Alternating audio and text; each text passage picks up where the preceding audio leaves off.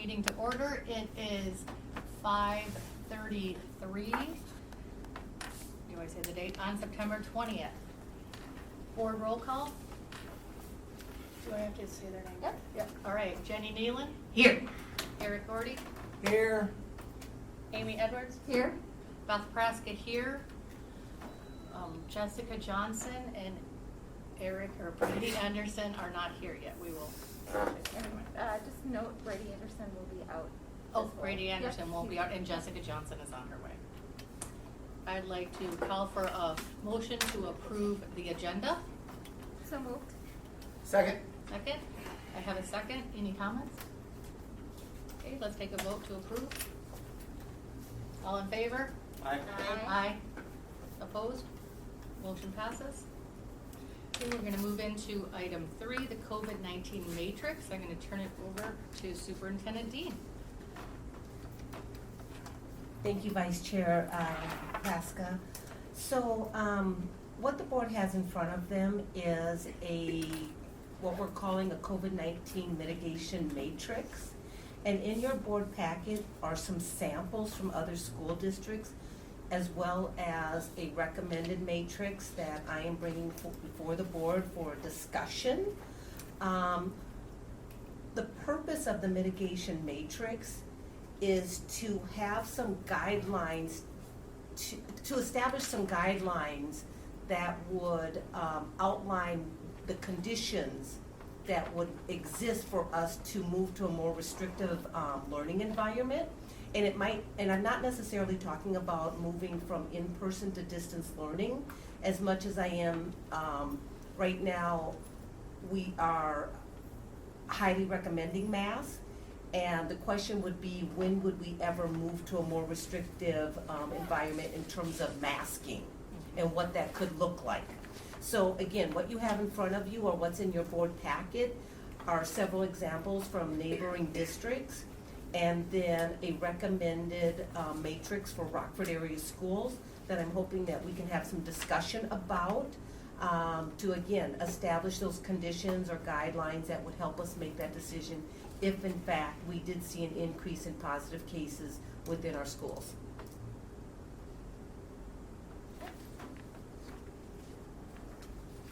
So I know the board has had it in their packet. I would ask the board to re-look at the matrix that's actually in your board packet right now, because myself and Becca Morgan, who's our district nurse, who's here this evening, her and I spoke a little bit more over the weekend and tweaked it a little bit more. And so I just want to make sure that the board has had a chance to look at the changes that were made even over the past 3 days, if you will. Okay. Thank you, Superintendent Dean. We can open it up to discussion. Any, Jenny? And I can share what those changes are, Oh, if that would if be that would awesome. be helpful too. I just have one quick question before Sure. we jump into it. What is our case rate at right now? I am gonna defer to the district nurse, if the district nurse Okay. could come up. Yes, please come up. Or Becca, you could sit there. Yeah, Okay, Becca. yeah. Well, unless you have Except to we talk need her loud. to have a microphone. You do need to talk loud. Is it like here?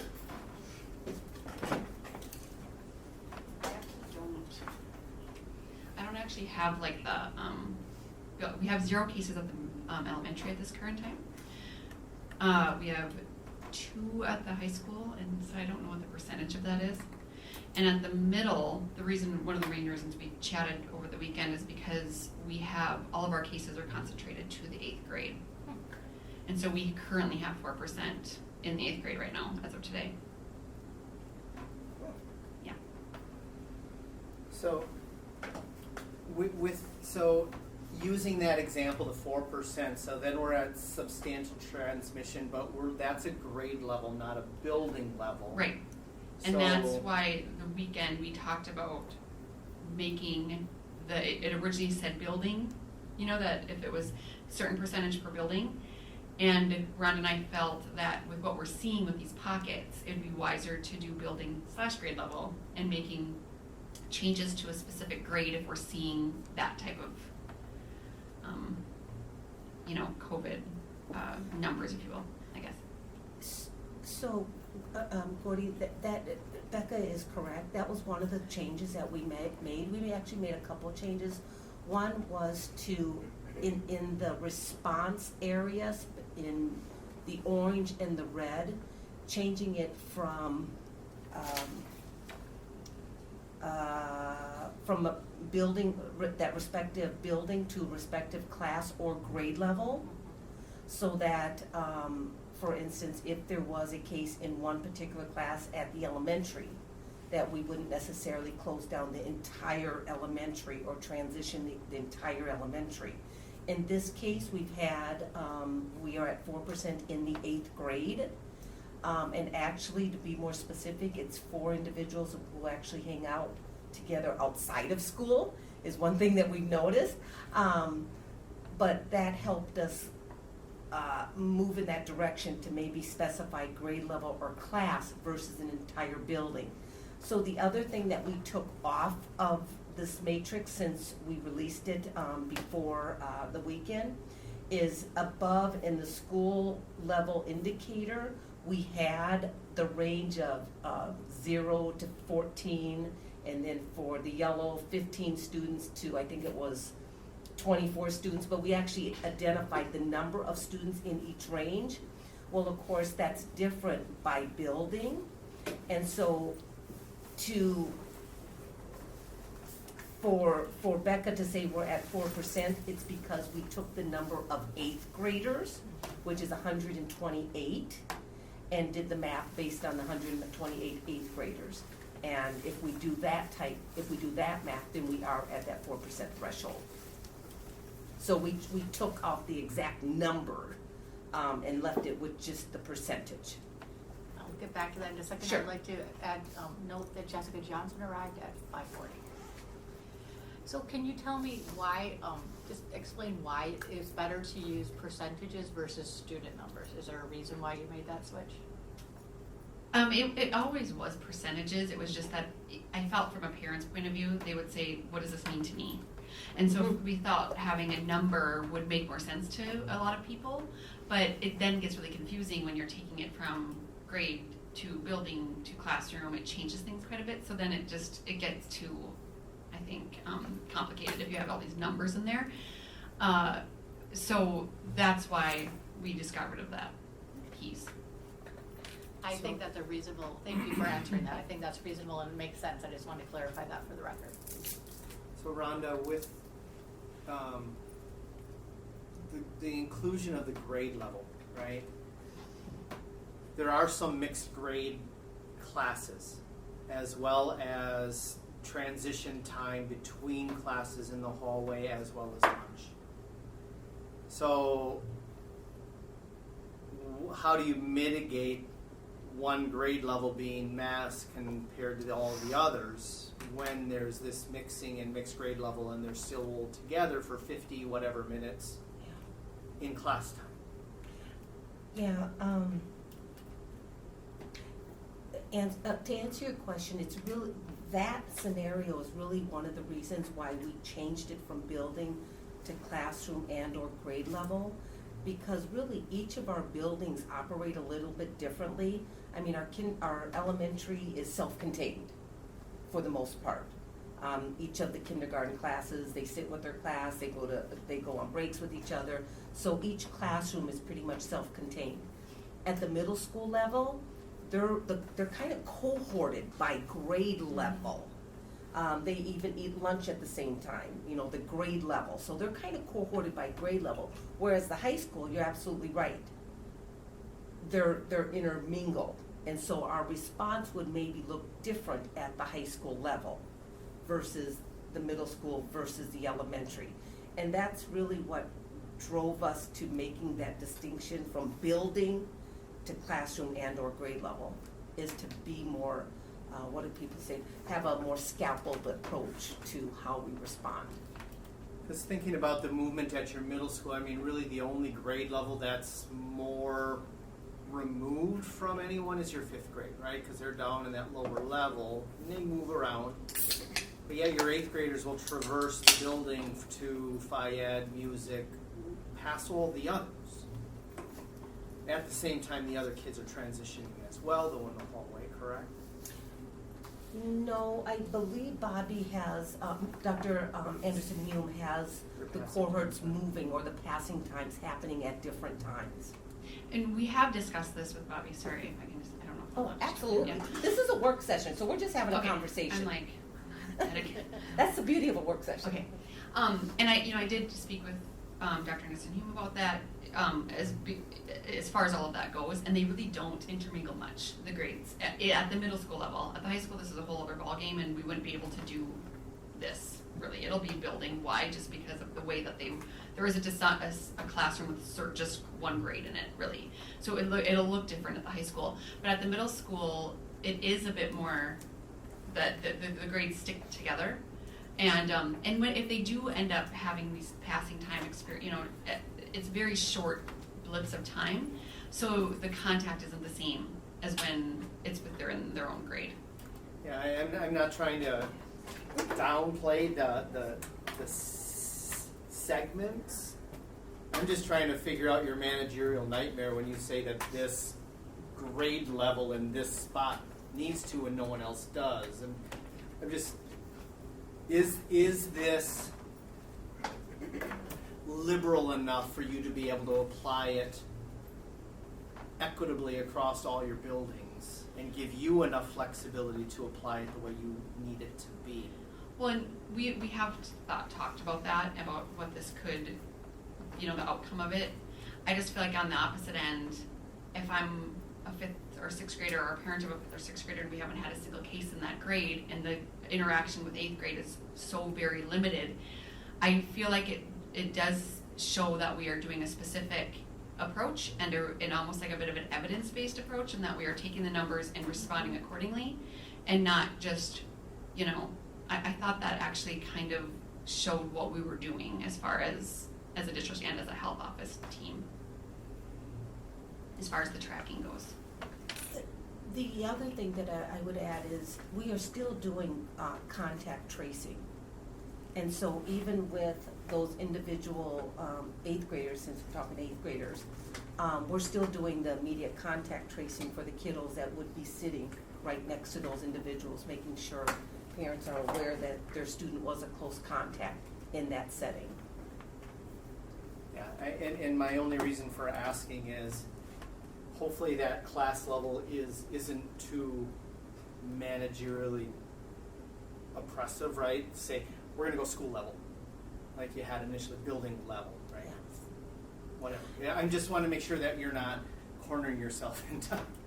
And another reason why I feel like if we're doing a building level approach, which I don't necessarily disagree with, it's that then our data is not really building level right now because there aren't cases in other buildings, so we'd have to almost wait until we got to that percentage, and then there could be a lot more cases in 8th grade where we haven't done anything yet. So I think that's where that part came from as well. Jenny? One thing that's changed since the last time I looked at this is in the red boxes, you guys, it was added that the district will transition to distance learning if we get there. That wasn't in there before, and I'm surprised to see that, especially since we're talking about buildings and grade levels, and then jumping into talking about the whole district is going to transition to distance learning if one building or grade level is over 5%.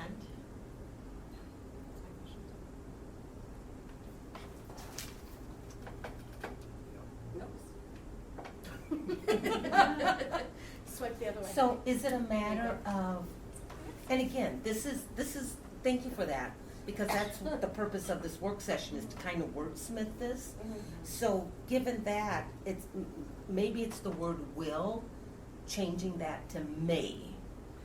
Like, we may have to go in that direction. And it wouldn't be the whole district, But would it be? would it It would be the just whole be district? that little bit, that chunk of students. It would be that grade level or that That's building, required correct? for students to have that respective class or grade for 14 days until the transmission rate falls below. Next sentence. Yeah. Right, in that case, the district may, I don't It even needs to So say when that user could- may transition that group. Yeah, Yeah, that, yes. that, And I think um, will is okay or may, but Or it do was we- more the word district that was throwing Sure. it off. Yep. Cause, yeah, when you read that sentence, it sounds like you're saying the whole district Yeah. will go if Fair that enough. one grade. Well, I'm wondering, to be honest, if we want to maybe not mention, maybe we want to say we're going to consult with Wright County and determine next steps based on their input and not, And not go there at all? I like that better. Yep. Okay. Because that wasn't in, that verbiage about going to Okay. distance learning wasn't in the first draft that I read last week. And I kind of liked that because it kind of left things open for us.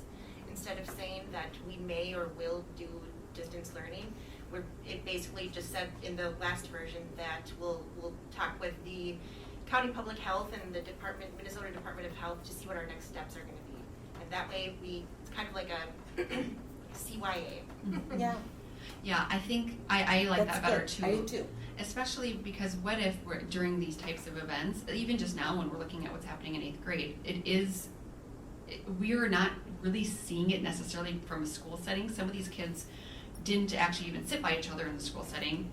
It was that they hung out after school, they went to, they went out to eat together, they hung out at a house, And so to do something like we are transitioning to distance learning, if we're seeing these pockets of these kids that it's not really school spread, yes, it's cases in school, but we're not actually seeing the spread occur in school.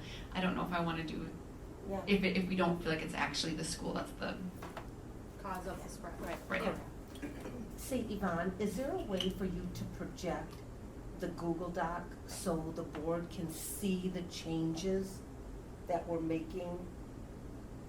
So we can all see it now before we move into the regular board session? I will have to log in Google there and be sitting there while I do it. Or Actually, can- you don't can have we to, add- if you have the Google Doc up there, we can see the changes as you make them there. I Can we- cannot project it there. No, can you just share it? Just share Or it with the share it to board? us. And then they can just Yep. sit and everyone has a And we can computer log and in just and see do it. Yeah, that. share That it. works perfect. Does that work for you?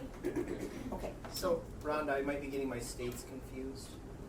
Your what? My states. States. Minnesota is So, 20 or 30 days of distance learning. Total that we can have per. Is it 20? 20. Okay. it Right? was, I don't remember. I My don't states remember are that. mixed up. I have it in my head, is it 20 or 30? The number of days that they gave us that we could in fact go distance Correct. learning. And Actually, I that's- wanna say it was 30. I swear this week said our last meeting was Yeah, 30. it was We 30. don't get any days to transition Correct. to it, but we Correct. get 30. 6 Correct. weeks, yeah. I swear that is what she said. I think it's 30. I'm almost positive. So- Because 13 it cycles? equated Yes. to Yes, that's me, what it is. It's At- 2 14-day cycles. Okay. That's why I know it's 30. So the, or 15-day cycles, 3 weeks, right? and the third, so whatever day it is, it's any part of the district that's in distance learning counts as a full day for the district. So you could have a class out for so many days. You could have a 5th grade classroom out for your 14 days or however many days it is, and then have a 8th grade classroom out, and then you're out for district. No. No, it's not per district. It's not.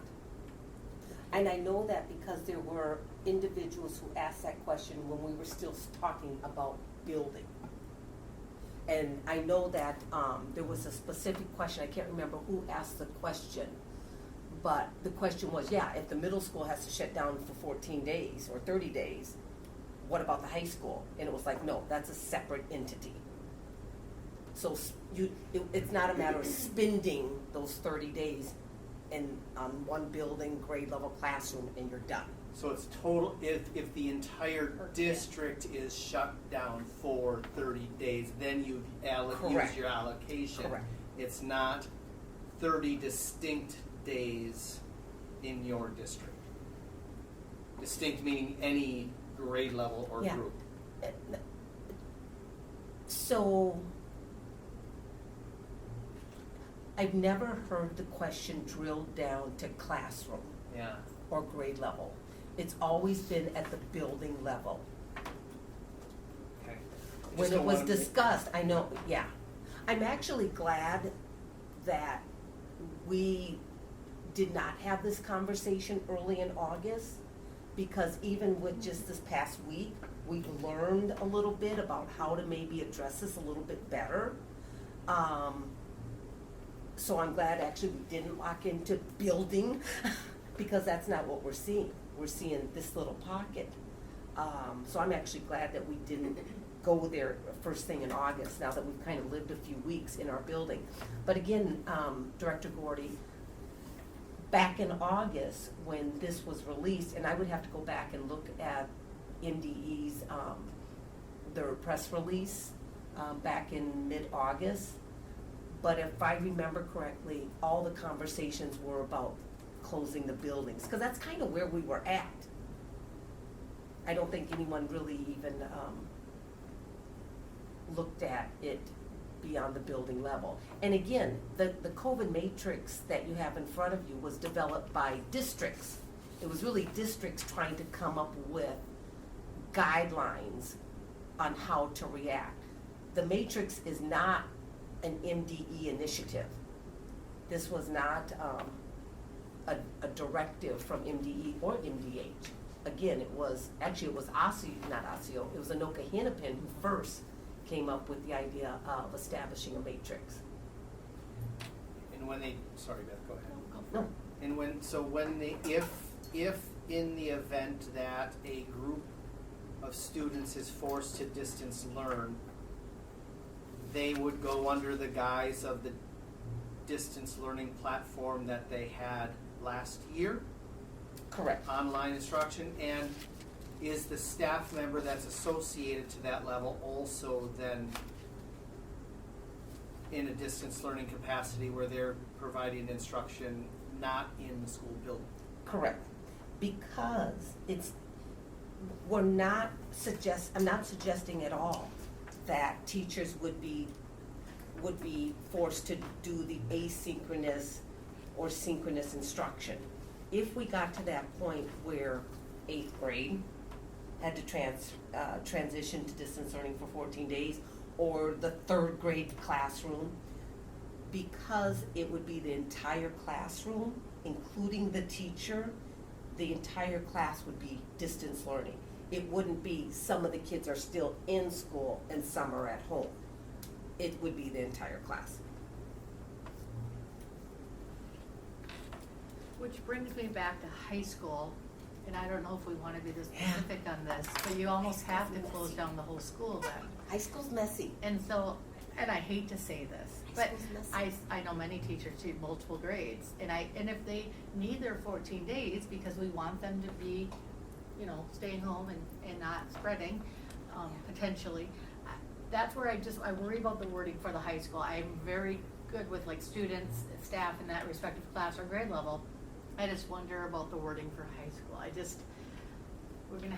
And it What gets are you messier in suggesting? high school because a lot more of them are vaccinated. So as far as ever distance learning, I mean, obviously I pray we never get to that point, but it's going to be messier because there's going to be possibly half of the school that's like, but we're vaccinated. Why do we have to stay home and why do we have to do distance learning? Which is a valid argument, So I think it will be more building based at the high school. And just Yeah. Go for it. just a kind of a point of clarity, we removed from this, or we recommended to remove anything about distance learning in this document. Rhonda's asking you to get Oh, closer. Just to move, Sorry, just move closer, that's all. So, I guess I'm just trying to clarify, because I thought we just talked about removing anything about distance learning in this particular document. Well, I was clarifying in the orange one, it's just mask required and. Masks. And everything, it's just gonna be different at the high school. Cause like they said, like a teacher, I just think it's muddy at the high school, and I'm not sure, not even the red one, even the orange one. We're talking about class and students. I worry about the class that has 10th and 11th and 12th graders in it, and you're only gonna make the 11th graders mask, Does it say building on it So too, what like do you, class? so what are you suggesting? Beth? I'm Well- open to discussing it. Well, I know, yeah. but what are you Well, I suggesting the just wonder- language should be? Sorry, this is She was not- saying we should discuss what it should be. Perhaps we need to add high school, I don't know. You could just add an extra slash that says grade level / Building, right. Yeah, and that's fine, and we could, maybe I'm getting too much into the weeds. I've been doing it the whole time with this thing. Like all of a sudden it was like this long because I'm trying to make it so clear that it almost made it worse. Well, and that's where I don't wanna dig us into a hole, but I also don't want a parent to come back and say, it says, class. Grade level. Grade or level, and then whatever. all of a sudden, and so, but you could say students in biology 101, I don't know what they're, Yeah, it's unlikely gonna be like that. Like at the high school, it's just gonna be the percentage of the whole building population, which in some ways it's going to be a big thing happening for us to have to move to that level because you're working with a larger sample size. So it'll be however many students, I don't know, 12 or 13 at any given time. Do you have the Google, go ahead, Amy. Yeah, we have So it then, right here. hey, Becca, just to clarify that, so it might be useful then, because in the transmission rates at the top, it's reflecting a school level indicator is 3 to 4.9% or greater than 5%. And I think what I'm hearing you say is that the way you would like it deployed is in areas where kids are more clustered, like elementary school or the middle school, you would do the 3 to 4.9% at the classroom level. However, at the high school, you would say that's a building level transmission rate. And so that might just be really helpful to add that clarity in it, if that's how you would like it administered. Yeah, we kind of talked about changing that school, like some of those wordings, because I thought that the school level indicator then didn't make it clear as far as what we were saying, but it said it in the bigger, Rhonda and I, we just talked about that. We just talked about, I tell you, the more we talk about this, the more it's like. So So if you take a look at your, do you have it up?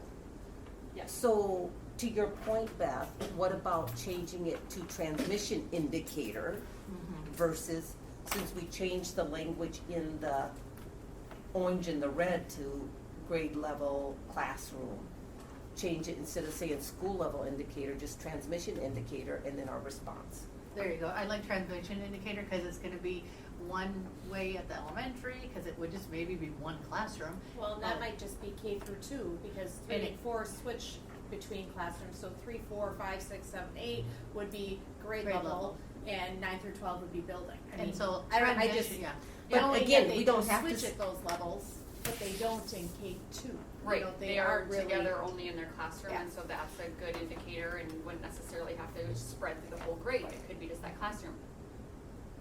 Yeah, I don't think we have to say building, because if it got to that point, we would just say 9th, 10th, 11th, 12th grade. Right. So I think we could still say grade level. That's true. Yeah, it would just be all the grades of high school. Right. Right, and I think I wanna leave it vague so we don't get a lot of pushback just when you release it.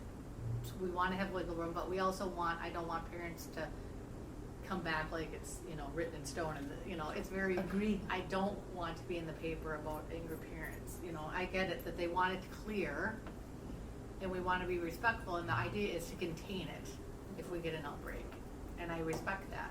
And I respect your that you're involved with this, Becca, because it's really you that are fielding all the calls and you're kind of the point person on this, Yeah.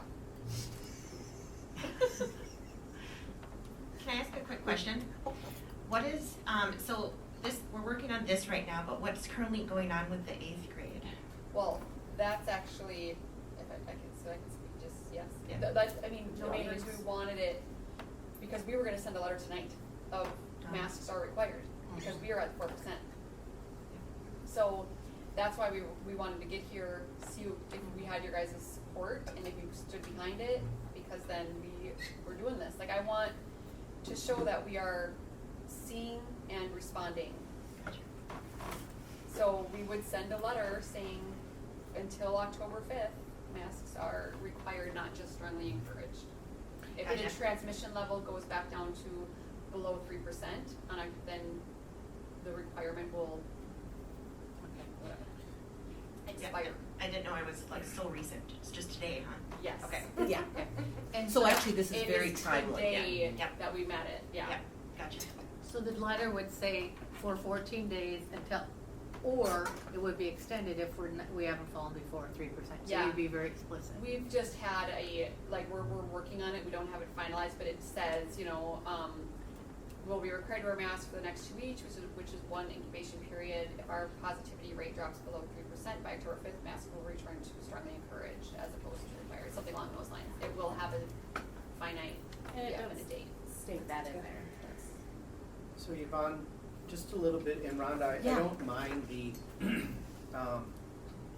you had building in there. We did. Right? So you had the respective class or grade level or building, right? Based on the structure of how children are learning, right? I don't think having building isn't a bad idea because it covers your high school does. Right. as well as what happens when your 8th grade accounts for 3% of your school population. Right? So if you have 15 kids in 8th grade and now Sure. you're at 3% building level wide, Right. then you're covered with flexibility. And then you say, well, based on the situation of this building, Yep. not just 9th grade, but the high school has to go this direction. I like that. So what you had, Yvonne, I think is covers you and gives the district much more flexibility in the application. So, You right. changed it in the red one too. Well, the red one, yep, Yep. yep. Amy was. Oh, sorry. Amy. The one other thing that you might wanna consider, it's up to you, but, and this is just wordsmithing, but, where it says grade level, you could even do grade levels and then just grade level and then like a little parenthesis with S, because you might have grade like, level / level. you could have like, a Yeah. couple pockets Yep. in the middle school, For like sure, maybe yep. it's 5th Or grade in the building. basement and it's 8th grade over there, and you're like, nope, we're just doing it for these two, cause we've determined through our science, contact Yeah. tracing, all of that it's localized to those Yeah. areas, so it just gives it clarity. Yeah. Cause that might not necessarily, well, you tell me, so if you recommended masking for 8th grade, Mhm. classroom 1, cause they got up to 4%, and then there was a 5th grade classroom in the same building that needed it, would you recommend it be those 2 classrooms, or would you say, at that point, we're building wide? Well, Curious. if you mean that grade level, you mean? Yeah. Not classroom grade level? Right. Correct. Because they Well, you don't said stay in that- the same classroom in the middle school. They travel all over. They travel within their own grade, but they're not like, Oh, yeah. like okay. a child Yep, isn't with yep, the yep, same. Sorry. Yeah, yeah. Yeah. So, So now you've got 2 grade levels. right. I mean, I think it depends on what I'm seeing. Sure. If there's still no cases in the 6th grade, I wouldn't transition to 6th grade. I just would wanna see that it's needed. I think that's the balance of this, is doing what's needed with the right substance behind it. Thank you. And I, just to follow up on that, I think it's so fluid, and you know this. Every situation's different, because I think it would also be dependent on how many kids at that grade level. I mean, right now, we're talking in terms of the percentage, it's right at 4%. If it was higher than that, if it was closer to, if it was a dozen kids in 8th grade, we might be having a different conversation. Well, and I mean, one thing we might want to consider, maybe not at this meeting or at something you guys can ponder, do we make then quarantining required? Because right now that is also just strongly encouraged, and so we have very few kids after the contact tracing investigation who are actually quarantining, they are continuing to come to school. So maybe in the red, it's masks and quarantining is required for close contacts. Or, if we're seeing a lot of spread, maybe that's another step we could put in place before a distance learning has to be considered, I don't know. I don't love that idea, obviously, because I'm the one who gets screamed at, but I'm just saying, right now, it is a bit of I will say that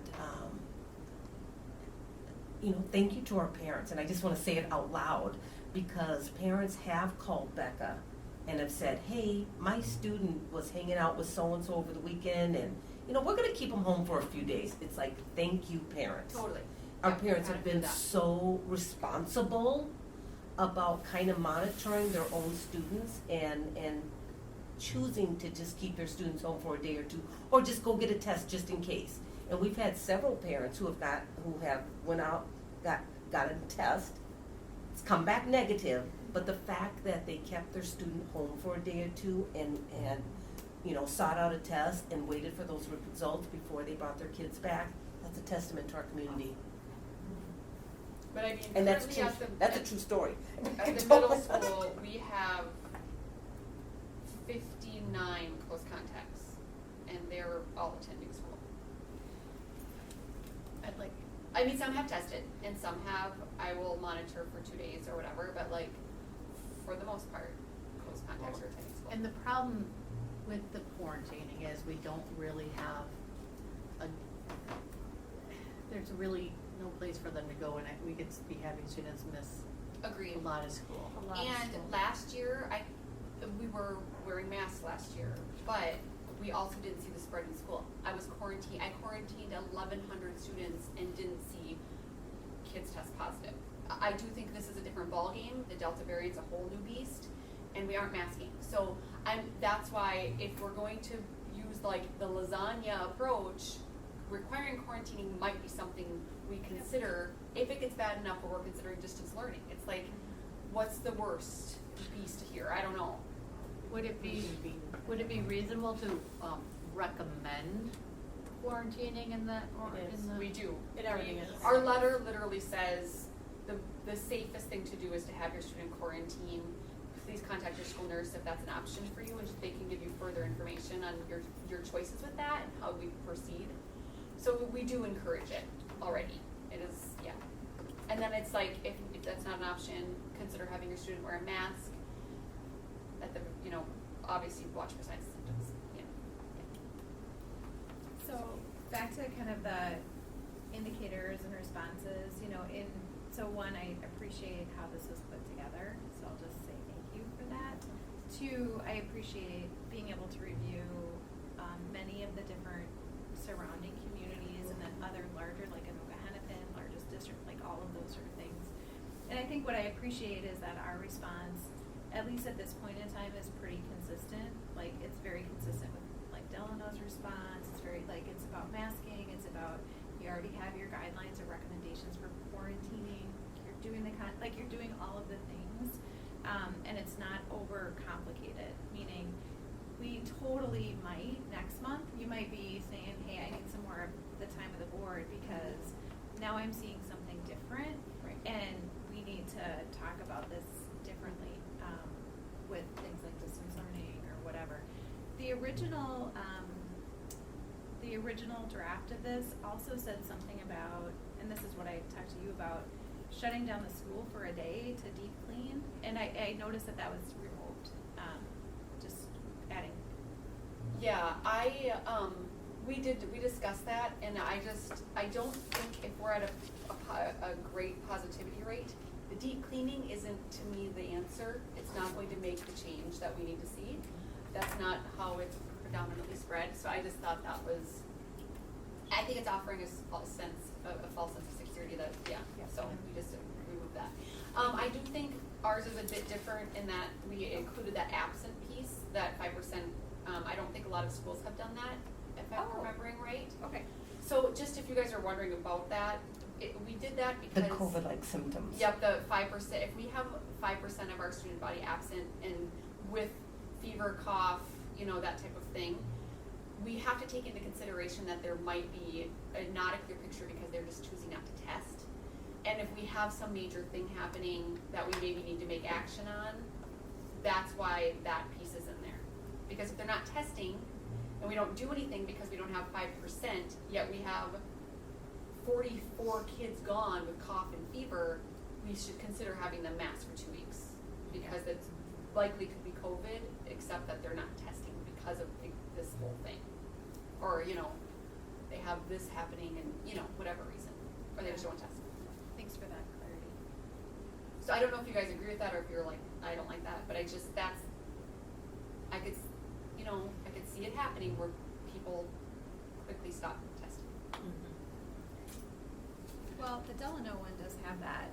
It's percentage of students and staff who test positive for COVID-19 during a 7-day, and the percentage of students, staff who display one or more of the common COVID symptoms or two of the less common COVID symptoms. So they're kind of taking, Yeah. and then Kinda do they that. asterisked Good. it, I noticed it during my pre-read.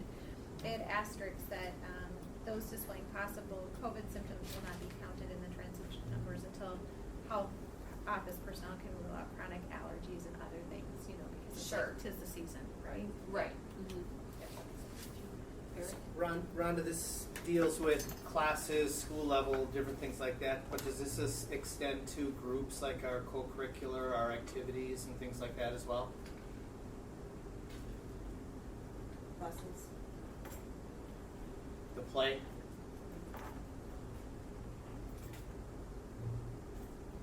I mean, I could see it being if we have a certain amount of cases on the sports I was gonna team. say, I would be consulting with Becca. And I would be going to Pratt and saying, we have 4 cases on the basketball team. I think that would be more something we don't necessarily maybe do with this, but it will definitely be something that's discussed if and when it occurs. And as far as the buses, they're wearing masks on the bus, so that's a bit different too, because the close contact thing is really only the student sitting with them. If we see a major outbreak on the bus, then again, I don't know if it's something we should put in the matrix. I think we deal with it if it occurs and determine next steps. But it might get too much. Again, the purpose of the matrix was just to give us some guidelines, some boundaries, some context of when we would make those changes or modifications. Again, the scenario is gonna be different. So I appreciate the specific comments, and I just don't know. I mean, oftentimes it's this conversation where we're just talking out loud, here's the situation, it was 4 kids on the volleyball team. Let's talk to Pratt, let's talk about. And that's the reason for my question, because you said it's so many students in a grade level that don't necessarily have classes together but are doing things outside of class. Are they at football? Are they at choir? Are they at whatever? But now you have 51 other collaterals, right? So I don't know, right? Just a question. That's what triggered my thought. So not that I want to make your world more difficult. It's No. terrible enough. But again, we didn't want to be too granular or too specific with the matrix because there's a multitude of different scenarios.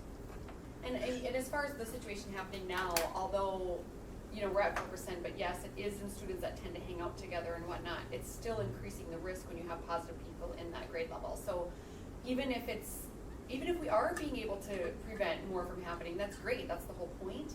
But if there's more positive kids in the school, the risk is increased, or in the grade level, to me, it only makes sense, and then we can monitor and see what happens. Like, is it still really only in these students that hang out outside of school and at other functions, not just who they sat by in science class, or, but I feel that it's shown, I want to do something if we're seeing, and I think it's a good, I know Yvonne created like a graphic that we would maybe put on our website. So last year we had the dashboard. So Once we release this, it would be something they can go to the website and see what color, And thank you for mentioning that. I We do didn't want to talk about draw that. attention to the time, Sure. so we can wrap it up here. Does anyone have any further questions before we turn it back over to Superintendent Dean to move into the website part so we can wrap it up? Sure, well, then 2 things. I'm hoping that the board can take a look at the changes, because this will be then what we'll come back with in the regular session, reflecting the changes that were discussed at the work session. So, again, if you could make sure you put your eyes on it and it's reasonable. in terms, oh, go ahead. Yeah, really quick question. Sure. Will you need other than approving this grid matrix, will you need any sort of a policy to enforce the masking? Well, that was the question that I had when I sent information out Mhm. to the board, and I didn't receive any feedback back. So I'm interpreting that your action on this matrix with the action of saying that we would move in that direction, to me, that is providing me the authority to implement that if we had to go in that direction. Just the fact of you Absolutely. approving this matrix with that language in there. I agree. I think it's just more of if you needed any sort of and maybe that's for our next time, if you need any sort of a policy to fall back on. You know, I'm just reviewing the one that we did Sure. way back when, you know, where it has like implementation things and enforcement. Sure. Right, but I would rules. say from that, we gave her the authority through that. Read the policy. If you look at the policy, 808, it references the governor's emergency order. It's just a little dated, that's all. But then the fact that this is being You know what I mean? approved by the board. Totally, Yeah. yes, yeah, yeah. Just real quick, because I know folks are coming in. One of the things that Becca just brought up that I should have mentioned earlier is that instead of having a dashboard, we're going to likely implement kind of a stoplight type of graphic with green, yellow, orange, red, that would show what the building is at, or the grade level. We'll have to talk about that since we're changing the language. Because we're such a small district and we're no longer quarantining, when you, if there's a positive case, because we're not quarantining, that student staying home is kind of highlighting that that's the student. And so by doing the grade, the colors, the stoplight color approach, it just shows that the grade level or the building is at that level. Okay, well, Again, just a way to share with our community kind of where the building or the grade level's at versus the dashboard. Because again, there'd be no quarantines. right, and we look forward to seeing that come out. Thank you.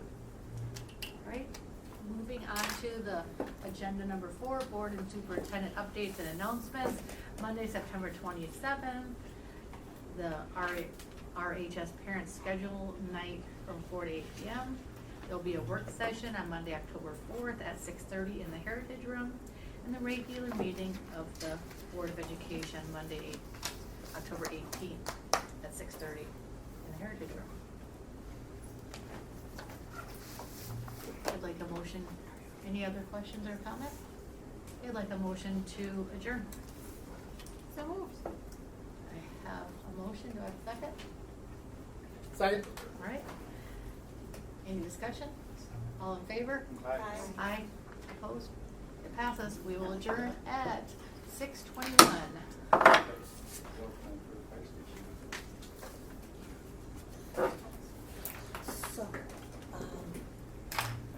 So if we have this modified language now, is it a board action then to adopt the new matrix as discussed at the board meeting? Is it just a motion at that point? When we So previously, we would just go through and say this was a item presented during our work session. Is there any other further